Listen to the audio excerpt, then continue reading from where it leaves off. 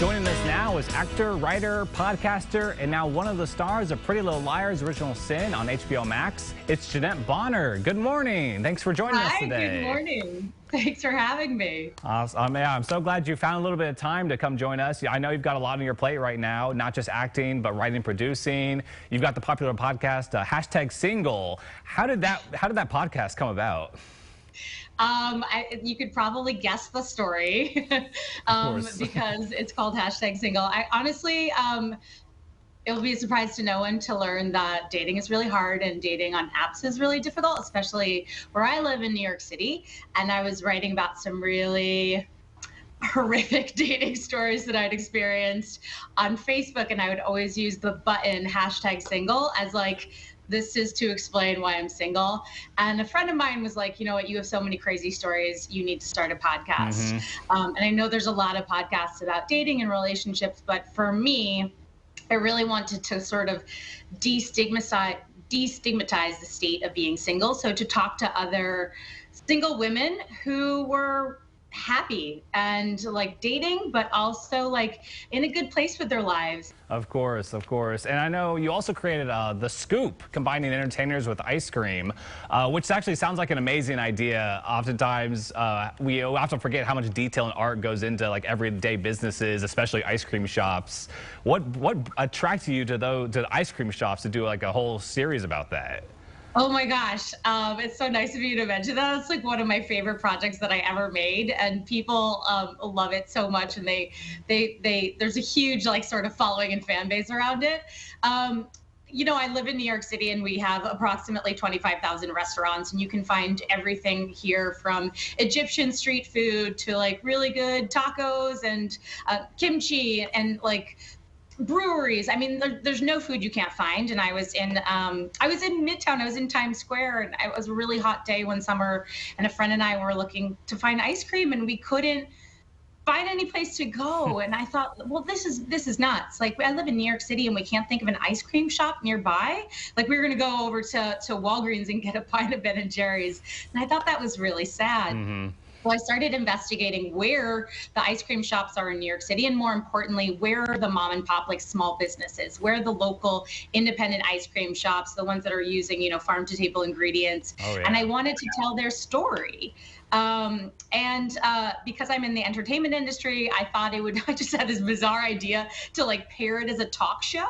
So I was like, yeah, I want to show the ice cream shops, but what if I invited people in my community to come in and talk about what they do and the arts and their love of it, and connect people's like universal love of ice cream with this love of storytelling and this passion for the arts. So there's this really strange combo that really only comes from my vantage point, being that like I'm an actor and I love ice cream, but it was just this really joyful package. It was like, how can we talk about something that is uplifting when we're experiencing like really strange times, especially some sort of dark news in the media. And so that's where The Scoop was born, and I hope in the future there's like more episodes to come. Yeah, you know, that would be great. We definitely need more of those lighthearted, just kind of fun little things. And ice cream is the way to go for that one, I think. I think so.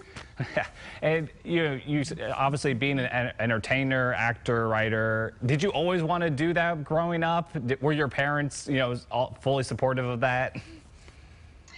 Yes and no. I mean, I would be lying if I said to you that like most parents aren't like super excited about their child going into an industry that we know is rife with disappointment and rejection and pain points and just intense levels of scheduling and attention. So while both my parents encouraged me to be very creative as a young child and do a lot of community-oriented things, and certainly in high school I was in choir and show choir and all sorts of theater camps, they wouldn't let me pursue it professionally until I became an adult. And I think even then, when I said I'm going to go to college for theater, they wouldn't let me go to a conservatory program. I had to go to a liberal arts school and get a proper education. And I really thought that they would detract me along the way, like I would find something else I was interested in, and I didn't. So I think at that point, my parents were like, hey, obviously you're very dedicated and you want to do this, so, you know, have at it, do your thing. Nothing has kept you from this path so far. So they're extremely supportive. And my dad, I just want to mention this. I think it's really cute. My dad is signed up for HBO announcements, like in the newsletter. Mm-hmm. he's been watching the scheduling, and sometimes he'll get those notifications before me, and he'll call me up or he'll send me an email. My childhood nickname was Nettie, and he'll be like, Nettie, your episode is coming out on this day. I just want to let you know. So they're like, that's so adorable. Really, I was like, Dad, okay, thank you. Like, when I did a Gossip Girl back in the fall, they watched the episode before I got to watch the episode because they knew it came out and I didn't know yet. So they were like, we just watched the episode. I'm like, wait, it came out, I can only imagine really they're up at like 2 a.m. whenever the episode just first drops, and they're just watching it for you. It's just like they want to be first. Mm-hmm.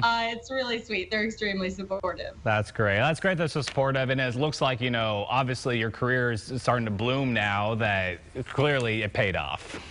Thank you. I appreciate you saying that. I mean, this is a really crazy business, and we can't control when things happen or if they're going to happen at all. There's absolutely no guarantees. So all you can do is continue to be appreciative of what has been handed to you in the moment. Mm-hmm. And in the downtime, I try to create my own opportunities. As you've mentioned, my podcast, my ice cream show. I'm constantly working with other female filmmakers to create new indie short films, hopefully a feature film in the future, so that we can help to mold and shape our industry as much as we are a part of it. Let's talk about the Pretty Little Liars Original Sin coming up. The finale is in this week. You've joined the mystery as Rose, this distraught mother of Angela Waters, the victim that starts this whole story off. And I cannot tell you how excited I am to finally see Rose come to the screen. She's been teased from earlier in the show, and I've been waiting ever since. What can you tell us about her?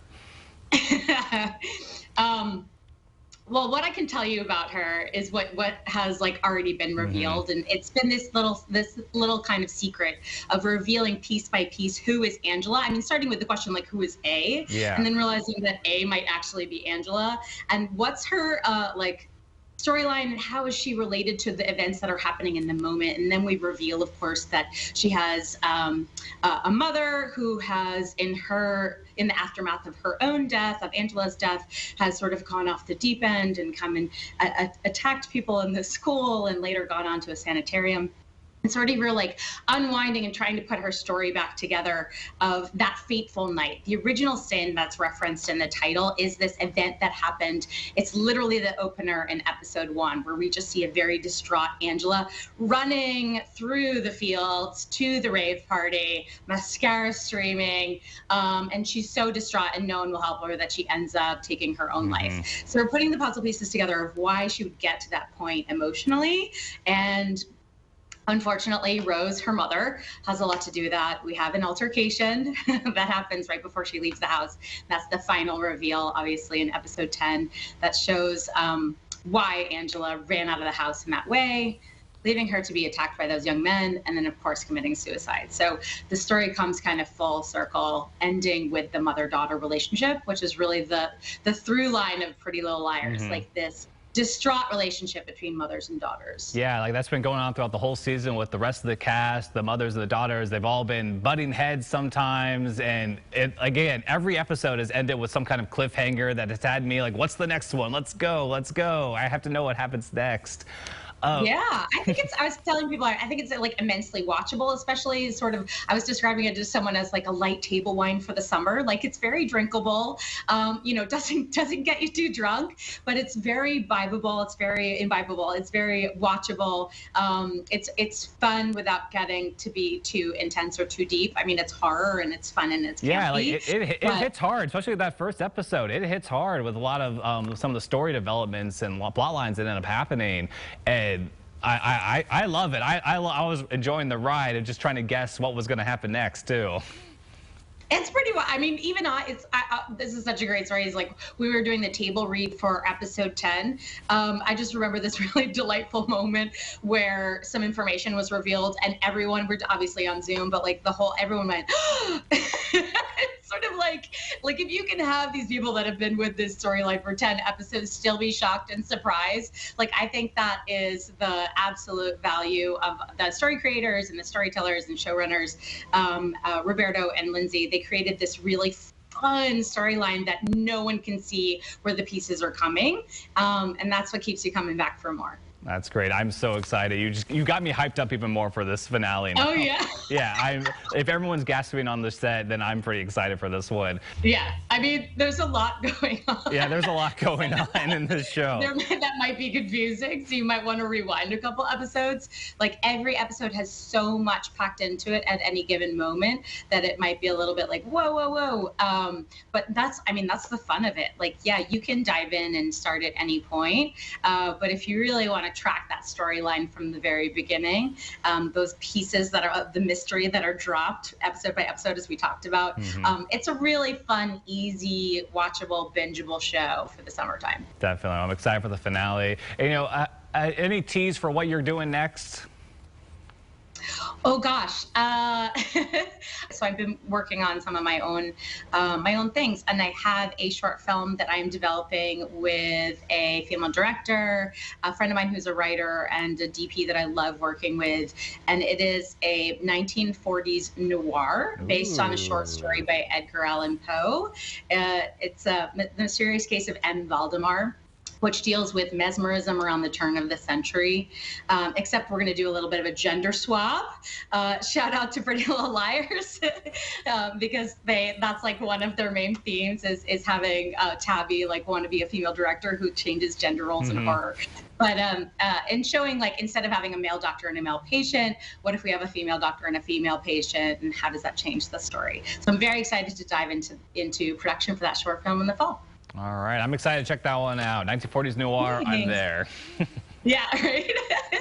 And I don't want to keep you too much longer, but real quick, like any advice for women out there, possibly like you, following the path of entertainment, kind of what it takes to get in and how much work it is? Oh gosh, I don't think it's a surprise to anybody about how much work it is. And really, I'm inspired by the younger generation, because obviously when I was coming up in the entertainment industry and being an actor, we were like, YouTube was just created. I know that sounds wild to say, and we were just exploring our options. Like, what does it mean for me to create my own stories and work for myself? And like, there's so many young women on social platforms today that have like just insane editing skills and are creating comedy bits and characters, and they're doing it on their own. So they have this innate talent of creation that's like already there before someone encourages them to like pursue it as a career. So like my biggest piece of advice is to like hang in there and find your joy. This industry is very difficult, as we already mentioned, and there's a lot of places for people to say no to you, and to put your work out there, there's a lot of opportunities for people to take you down. So if you can find your own joy in yourself and your reason for keeping going at all times, and connecting with your community, that'll keep you in for the long haul. That sounds great. Jeanette, thank you so much for chatting with us. I cannot wait to watch the final episodes. And everybody, be sure to head over to HBO Max this weekend and check out the finale, if not all the episodes of Pretty Little Liars Original Sin on HBO Max. Yes, thank you so much, Dane. I appreciate it. Thank you so much.